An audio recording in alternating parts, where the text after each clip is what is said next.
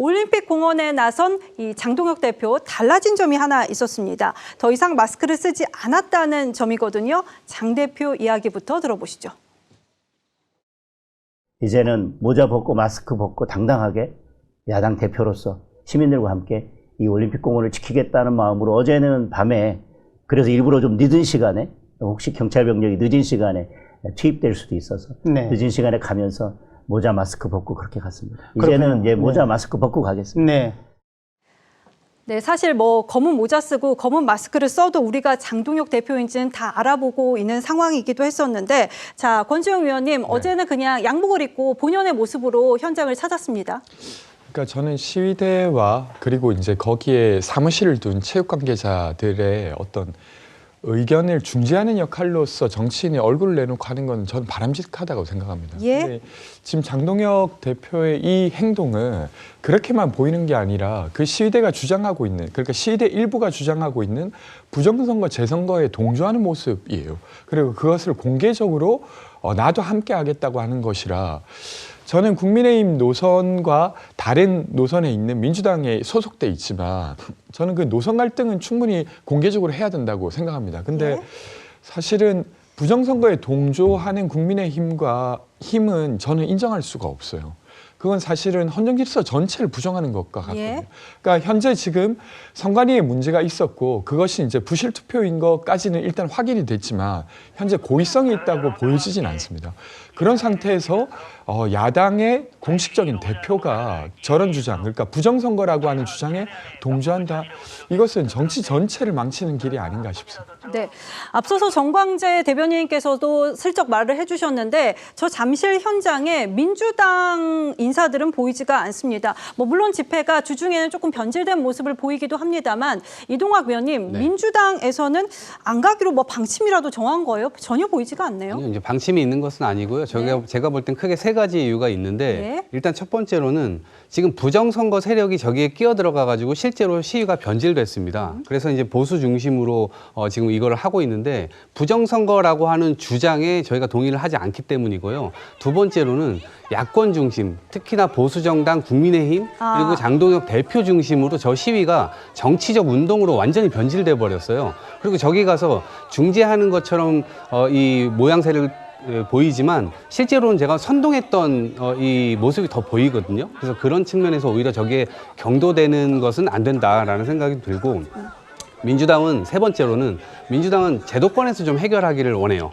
그리고 그 제도는 뭐냐? 앞으로 이제 국정조사가 이루어질 겁니다. 내일 법통과가 될 겁니다. 그러면 이 제도와 이 국정조사와 감사와 수사 이런 것들을 통해서 실제로 투명하게 좀 드러내주고, 그리고 국정조사라고 하는 것은 결국에는 국민들이 모두 보는 앞에 TV에서 전부 다 오픈해놓고 질문하고 답변받고 하는 것이기 때문에 거기에서는 제가 볼 때 뭐 비밀이 나온다거나 이 뭐 거짓말이 나온다거나 이러면 훨씬 더 많은 공분을 살 것이기 때문에 그러한 과정들을 통해서 오히려 이 열기를 좀 식힐 수 있다라는 생각이 들고요. 그러나 다만 국정조사법이 이제 통과되고 나서 꾸려지게 되면 민주당의 일부 이 국정조사 위원들이 현장에 좀 가볼 필요는 있을 것 같습니다. 그러니까 구분해서 뭐 부정선거, 재선거를 외치는 그런 분들, 기존의 부류와는 다르게 실제로 참정권 침해를 당하신 분들, 이분들의 이야기는 좀 귀를 기울여 듣고 실제로 어떤 지점에서 화가 많이 나 있는지 이런 것들을 풀어드려야 되는 것이 정치인의 생리이기 때문에 그런 지점은 좀 필요해 보입니다 생각합니다.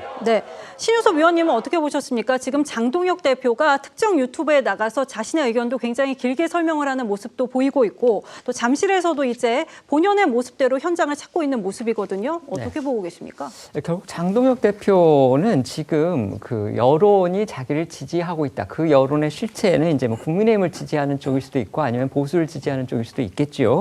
그런 어떤 부분에서 본인의 자신감을 얻은 것 같아요. 지금 지난 월요일이었던가요? 그 리얼미터 에너지경제신문 의뢰를 해가지고 리얼미터가 조사를 한 걸 보면 지금 정당 지지도에서 민주당이 38%가 나왔고요. 그다음에 국민의힘이 44.3%가 나왔습니다. 이걸 지금 일부에서는 뭐 정당 지지도의 골든 크로스가 일어났다 이렇게까지 표현을 하던데 이 지금 지지도 격차라는 게 오차범위 밖이라는 거거든요. 지금 이게 지방선거 전의 상황과 비교를 해보면은 이건 굉장히 놀랄만한 변화인 거죠. 그렇죠. 민주당도 충격적일 거고 아마 국민의힘도 상당히 충격을 받았습니다. 그건 좋은 충격이겠죠. 그런데 지금 장동혁 대표는 이 지지율 역전이 본인이 잘해서 한 것이다 이렇게 생각을 하고 있는 것 같아요. 그리고 현장에 가면 어쨌든지 간에 거기에 2030 세대가 지금 많다는 거 아닙니까? 네. 비율로 보면은 여전히 특히 주말에는 더 많고요. 그렇다면은 장동혁 대표는 2030이 나를 지지하는구나 또 이렇게 생각을 하고 있는 것 같아요. 근데 그게 옳은 인식이고 옳은 해석인지 아니면 착각인지 이제 이 부분을 저희가 생각을 해봐야 될 것 같은데 장동혁 대표에 대해서 비판적인 분들은 그건 착각이다. 지금 장동혁 대표 개인이 지금 잘해서 이게 지금 이루어진 것도 아니고 예. 그다음에 국민의힘이 잘해서 된 것도 아니다. 지금 이렇게 보는 분들이 많은데 장동혁 대표는 그렇게 생각을 안 하는 거죠. 내가 지금 재선거를 주장을 하고 저 시위 현장에 나가서 정부의 재정부 비판에 선봉에 서 있는 거 이게 지금 보수를 지지하는 분들 그다음에 국민의힘을 지지하는 분들의 적극적인 지지를 받아서 지금 국민의힘의 정당 지지율까지 이렇게 내가 끌어올린 거다. 지금 이런 생각을 하고 있는데 네. 그게 과연 옳은 해석인지는 솔직히 말해서 저도 의문인데 그 부분은 객관적으로 전문가분들이 좀 분석을 해줬으면 좋겠습니다. 네. 근데 정광재 대변인이 지금 예. 그 장동혁 대표가 잠실 현장에 가거나 아니면 특정 유튜브에 출연하거나 이걸 두고서는 내가 원하는 곳에만 간다. 이런 비판도 나오거든요. 이 비판에 대해서는 어떻게 보십니까? 근데 정치인들은 네. 본인이 마음 편하고 환영받는 곳에만 가면 되는 그것은 거 정치인으로서 실패하는 지름길이죠. 예. 본인과 반대하는 사람들을 가서도 설득할 수 있는 용기가 있어야 한다고 생각합니다. 네. 장동혁 대표는 지금 당 내외에서 본인의 당 대표 리더십을 위협받고 있는 것 아니겠어요? 네. 원래는 내년 8월까지 임기가 보장된 당대표지만 이번 지방선거 책임론에서 자유로울 수 없기 때문에 현역 의원들을 중심으로 해선 장동혁 대표가 이미 식물 대표에 불과하다. 그래서 예. 국민의힘이 더 좋은 방향으로 가기 위해선 일정 부분 책임을 지고 당대표 자리에서 물러나는 게 좋겠다라는 의견들을 직간접적으로 표출하고 있습니다.